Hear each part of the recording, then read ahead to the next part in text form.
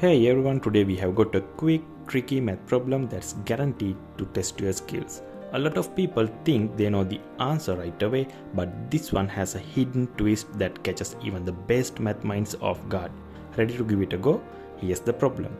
3 parentheses 10 plus 20 divided by 2 times 5. Your answer choices are A 150, B 160, C 180 and D 200. Take a moment to look at it carefully and think it through. Have you looked in your answer? Great, let's dive in and see if you got it right.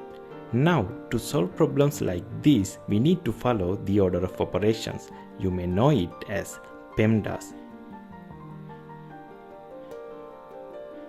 which stands for parentheses, exponents, multiplication, division, addition and subtraction. Each part has its place in the order to make sure we get the correct answer. So let's start with parentheses. In this problem, we have parentheses, so we'll focus on what's inside. 10 plus 20 divided by 2 times 5. Next, we look for exponents. Exponents are basically like squares or cubes, but there aren't any in this problem, so we move on. Now we are at multiplication and division, and this part is especially important.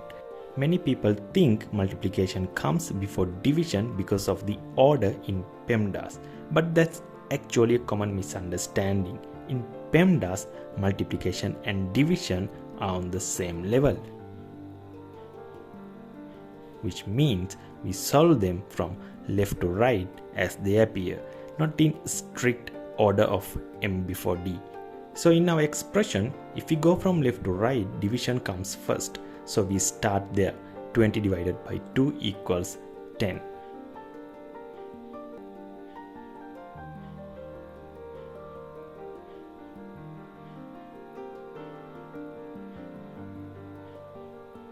Then we move to multiplication. 10 times 5 gives us 50.